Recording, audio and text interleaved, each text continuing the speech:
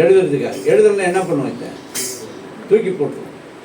ஆனால் எழுதுன்னு சொல்லி எழுதாத பெண்ணை கூட நம்ம சில சமயத்தில் வச்சுக்கிறோம். இல்லை, அப்படி தான் ஆண்டவர் நம்மளை வச்சுக்கிறோம். நீ ஒரு பிரயோஜனம் இல்லை, ஆண்டவருக்கு ஒரு காரியத்தில் உண்மை இல்லை, வெறும் பொய், வாழ்க்கையெல்லாம் பொய், பேச்சு, நாடகம், அநேக காரியக்காரெல்லாம் சொல்கிறான்னு பாரு. ஆனால் நீ மாறுவேன்னு சொல்லி வச்சுக்கிற, எங்கே வைக்கணுமோ அதை அங்கே வச்சுக்கிறார். இது சரியாக எழுதலாம் கூட அங்கே தான் இருக்கும் அவசரம். அப்போ அந்த மாதிரி கர்த்தர் உன்னை தெரிந்து கொண்டிருக்கிறது ஒவ்வொருவரையும் ஒரு நோக்கம் தான். அல்லேலூயா. நீ ஆண்டவருக்கு ஏதாவது செய்யணும். இந்த பொண்ணு பயபக்தியாக தினமும் காலை மாலை ஜெபம். மரியாள் கூட அப்படி தான் ஜெபம் பண்ணாங்க. மரியாளுக்கு தெரியுமா, இயேசு நம்ம உள்ளத்தில் வந்து பறக்கக்கூடாது, நம்முடைய வாழ்க்கையே மாறப்போகுதுன்னு தெரியுமா?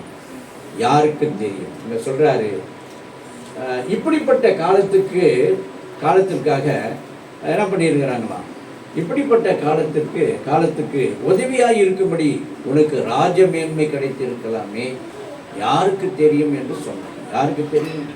உனக்கு ராஜமேன்மை கிடைச்சிக்குது. 127 தேசத்துக்கு நீ அரசியாக மாறிட்ட, உன்னை அவகான மிக பெரிய அளவுக்கு போயிட்ட. ஆனால் என்ன சொல்கிற, நீ தேவ ஜனங்களுக்காக நீ கடவுளத்தில் வேண்டிக் கொள்வதோ, அதுக்காக ராஜாவினிடத்தில் பரிந்து பேசுவதற்கோ நீ போக மாட்டேன்ற. அதனால் நாம் ஒரு வேளை இந்த சட்டம், இந்த ஆமான் கொண்டு வந்த சட்டம் நிறைவேறுமானால் யூதர்கள் எல்லாரும் கொல்லப்படுவாங்க. அப்போ நீயும் தப்ப மாட்டேன், நானும் தப்ப மாட்டேன் அப்படின்னு தான் அந்த அம்மா கொஞ்சம் உற்சாகமாச்சு.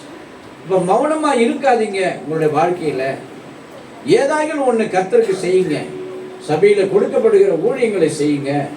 அதே போல் கர்த்தருக்கு ஏதாவது செய்யுங்க. மனுஷர் காண வேணும்னு செய்யணும்னு சொல்லி செய்யக்கூடாதான். எபேசியர் வாசிக்கிறாங்க. எபேசியர் 6ஆம் அதிகாரத்தில் 4ஆம் வசனம் இல்லை 5ஆம் வசனம் அப்படியே சொல்லுது, மனுஷர் காணணும்னு செய்ய வேண்டாம். இப்போ நான் வந்ததுனால சாந்தகுமார் இது செஞ்சாருன்னு, நான் இல்லாமலே நிறைய அப்படி நடக்கும். நம்ம பிரதர் காலம் குடும்பம், அவங்க பிள்ளைங்க, ரூத்தவங்கெல்லாம் சபையில் எவ்வளோ வேலை நடந்துருக்கோம். நாங்கள் வந்து சும்மா மைக்கில் பிடிச்சிட்டு பாட்டு பாட்டி அவங்களுக்கு ஒரு தேங்க்ஸ் கூட சொல்லியிருக்க மாட்டோம். அவங்க எதுவும் அந்த மாதிரி எதிர்பார்க்கறது. கர்த்தர் அதற்கேற்ற பிரதிபலனை கொடுக்காமல இருக்கிறார். இன்னும் கடனை வச்சுக்கிறார், கடன் வைக்கவே மாட்டார். யார் என்ன செய்தார். அல்லேலூயா. இப்போ இந்த பெண் ஒரு வாய்ப்பு கிடைக்கும். யூத ஜனங்கள் 127 நாட்டில் இருக்கிற யூத ஜனங்கள், இப்போ இந்த கர்நாடகத்தில் வந்து தமிழ் ஜனம் வந்து மாட்டிங்கிறாங்க. நாங்கள்லாம் தமிழ்நாட்டில் இருந்தவங்க தான், பிறந்து வளர்ந்ததெல்லாம் தமிழ்நாடு. இப்போ இங்கே வந்துட்டு வரோம். அந்த வெளியூர்லேருந்து வந்த தமிழ்கள்லாம் வெட்டுனாக்கா எப்படி இருக்கும் நம்மளுக்கு, எப்படி இருக்கும்? இப்போ என்ன பண்ணுறாங்க இந்துக்கள், என்ன பண்ணுறாங்க, எல்லாம் இந்தா மாறணும் இல்லையா, அவன் வாழ்க்கை அவ்வளோதான் அப்படின்ற மாதிரி கொண்டு வந்துங்கிறாங்க சட்டம். ஒரே மதம், ஒரே பாஷை, இதெல்லாம் கூட கொண்டு வந்துங்கிறாங்க. ஒரே நாடு, இதெல்லாம் சீக்கிரத்தில் இந்த அரசாங்கம் இந்த 5 ஆண்டுக்குள்ளே இம்ப்ளிமெண்ட் பண்ணி ஒர்க் ஸ்டார்ட் பண்ணிடுவாங்க. அடுத்த முறை வருமோ இல்லையோ இது வேலை நடக்குது ஸ்ட்ராங் பண்ணிடுவாங்க. அதுக்கு ரொம்ப பிளான் போட்டு வச்சுருந்தாங்க. இந்த 5 வருஷம் கிடைக்கணும்னு காத்து ரொம்ப பிளான் பண்ணி இதில் வந்தாங்க. நியாயமானபடி வரல. அதனால் ஆண்டுடைய நாமத்துக்கு ஸ்தோத்திரம் உள்ளதாக. நல்லா கவனிங்க. உங்களுக்கெல்லாம் பசி எடுத்துருச்சுன்னு தெரியுது எனக்கு.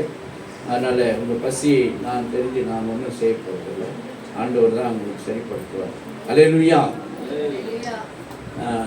இங்கேயே சாப்பிடலாம், நீங்கள் அப்படியே உட்கார்ந்த இடத்துல சாப்பிடலாம். அல்லேலூயா.